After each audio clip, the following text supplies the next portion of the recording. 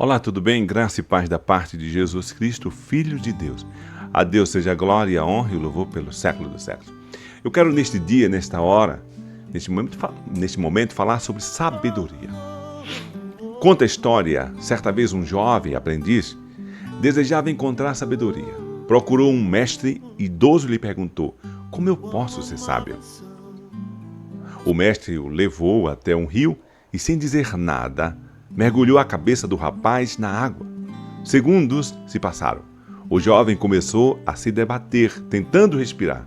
Quando finalmente solto, o mestre perguntou: quando você estava debaixo d'água, o que mais você desejava? O rapaz respondeu. O mestre concluiu: quando desejar sabedoria, tanto quanto desejou o ar, então a encontrará. Gente, assim também é o chamado de Provérbios capítulo 8. A sabedoria personificada clama nas ruas, às portas, e promete vida àqueles que a buscam com desejo sincero. E à luz do Novo Testamento, compreendemos que essa sabedoria tem nome: Jesus Cristo, o Verbo eterno, a verdadeira sabedoria de Deus, conforme 1 Coríntios capítulo 1, versículo 24. O texto começa dizendo o seguinte, versículo 34 de Provérbios 8: bem-aventurado todo aquele que me dá ouvidos. A palavra bem-aventurado significa ser feliz, pleno, abençoado, verdadeira felicidade. Portanto, não está na posse, no sucesso ou na fama, mas em ouvir a voz da sabedoria. No contexto bíblico, dar ouvidos é mais que estudar, é obedecer. Assim, é bem-aventurado aquele que se submete à voz de Deus, à voz divina. Jesus disse certa vez: minhas ovelhas ouvem a minha voz, eu as conheço e elas me seguem. João capítulo 10, versículo 27. Ouvir a sabedoria é ouvir o próprio Cristo, pois ele é o Logos de Deus, a sabedoria encarnada em uma pessoa, naturalmente. O discípulo que ouve Jesus experimenta a verdadeira bem-aventurança. Você tem ouvido Jesus? Você tem conversado com Jesus? Como? Leia a Bíblia. Você quer ouvir a voz de Deus alto, em alto e bom som? Leia a Bíblia em voz alta. Você quer ouvir a voz de Deus sussurrar nos seus ouvidos? Leia a Bíblia bem baixinho. Você vai ouvir a voz do Senhor. E o texto segue dizendo: vigiando dia a dia, aguardando com esperança as ombreiras da entrada da minha casa. Versículo 34, parte B. A imagem é de alguém que espera diante da porta, ansioso por receber instruções, como um servo fiel ou um discípulo diante do seu Senhor. A sabedoria exige convivência, constância, vigilância dia a dia. Não simplesmente hoje ou amanhã, não, é cada dia. Cristo é a porta. João 10, 9. Quem permanece à sua porta, quem o busca diariamente, como? Em oração, na palavra, e o guarda com esperança, encontra segurança e direção. O crente, o cristão, não é aquele que visita a sabedoria vez em quando, mas é aquele que habita diante dela continuamente. Gente, enquanto eu falo de sabedoria, me faz lembrar de um homem chamado George Miller, pai dos órfãos, na Inglaterra. Ele tinha 1000 crianças. Que sabedoria! Eu preciso dizer que sabedoria e inteligência não tem nada a ver uma com outra. Inteligência é uma coisa e sabedoria é outra. Há muitas pessoas que são inteligentes, mas não são sábios. Há muitas pessoas que são sábias e não são inteligentes. Conheço pessoas que são sábias, mas não têm uma inteligência. Mas conheço pessoas que são inteligentíssimas, mas não têm sabedoria. George Miller, ele leu a Bíblia dele, segundo. Alguém disse assim: George Miller, por que é que Deus responde suas orações? O que é que você faz para Deus responder suas orações? Ele respondeu: eu já li a Bíblia mais de 1000 vezes de joelho. Eu conheço a Bíblia de Deus e o Deus da Bíblia. Quer sabedoria? Conheça o Deus da Bíblia e a Bíblia de Deus. Porquanto toda pessoa que me encontra acha a vida e ganha o favor do Senhor, versículo 35. Aqui está a promessa central. Encontrar sabedoria é encontrar a vida. Não uma vida comum, mas a vida verdadeira e espiritual, a vida eterna. Cristo é esta vida. Jesus declarou: eu sou o caminho, a verdade e a vida. João 14,6. A sabedoria de Provérbios aponta diretamente para Jesus, o Cristo de Deus, o Filho de Deus, o Verbo encarnado. Encontrar Jesus é encontrar a vida. Não apenas a existência, mas vida abundante. João 10,10. E o favor do Senhor, que é a graça salvadora. Encontrar com Jesus é encontrar com a graça. Graça é favor não merecido. Já encontrou com a graça? Quarto lugar. Todavia, aquele que decide afastar-se de mim, a si mesmo se flagela. Todo o que me desprezam amam a morte. Versículo 36 do capítulo 8 de Provérbios. Tem uma versão que diz assim: todavia, aquele que decide afastar-se de mim, a si mesmo violenta a sua própria alma. Olha, violenta a sua própria alma. Se flagela, violenta a sua própria alma. Quem se afasta de Cristo está se autodestruindo. Rejeitar a sabedoria é autodestruição.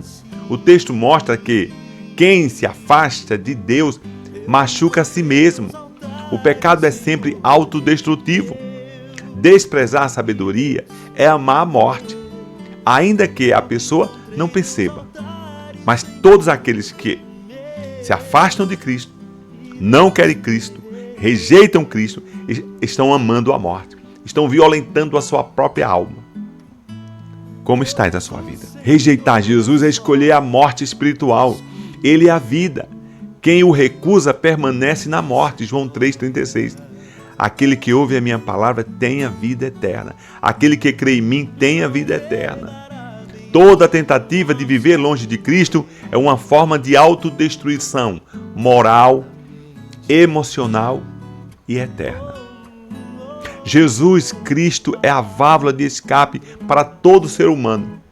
Eu não estou falando para o ser humano do Ocidente, do Oriente, não, para todo ser humano. São 8 bilhões de pessoas aqui na Terra, todos, indesculpavelmente, todos pecaram e todos estão destituídos da glória de Deus. E a única forma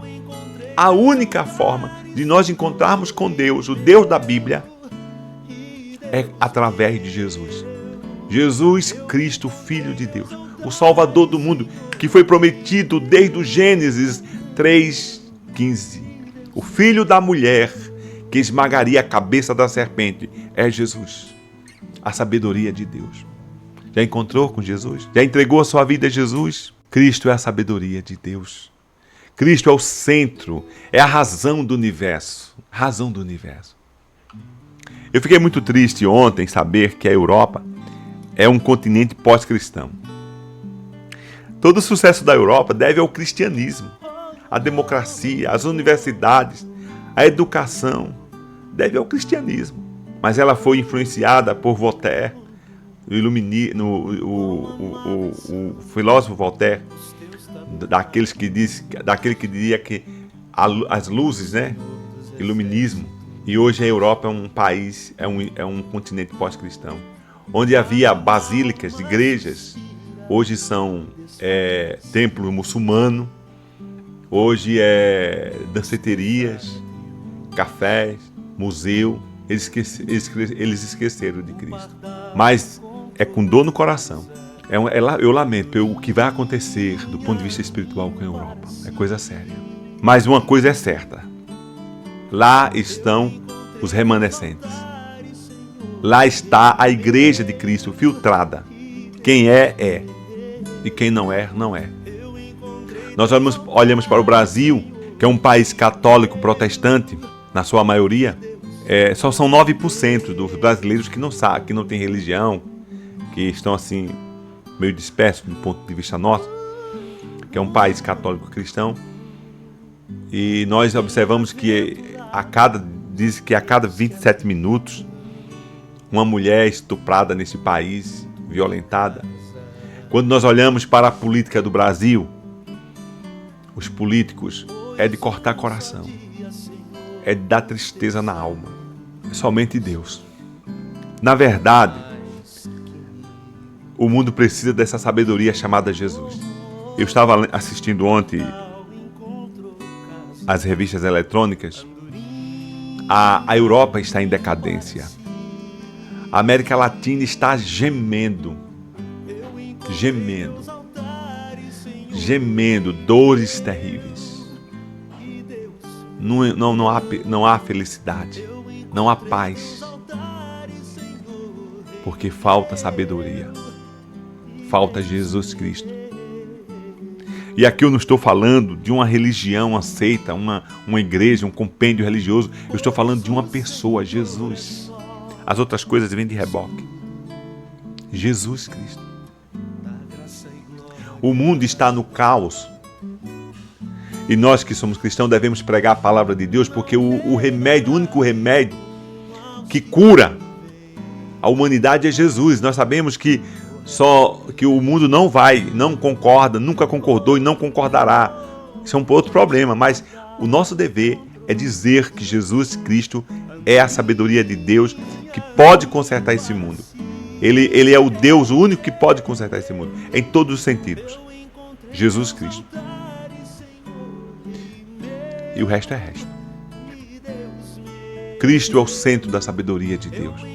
Em todo o capítulo 8 de Provérbios, a sabedoria fala como uma pessoa que estava com Deus desde o princípio. O Senhor me possuía no início da sua obra. Eu estava com Ele e era o seu deleite. Provérbios 8, 22 a 30. O apóstolo João descreve o mesmo sobre Jesus. No princípio, era o Verbo estava com Deus e o Verbo era Deus. João 1:1.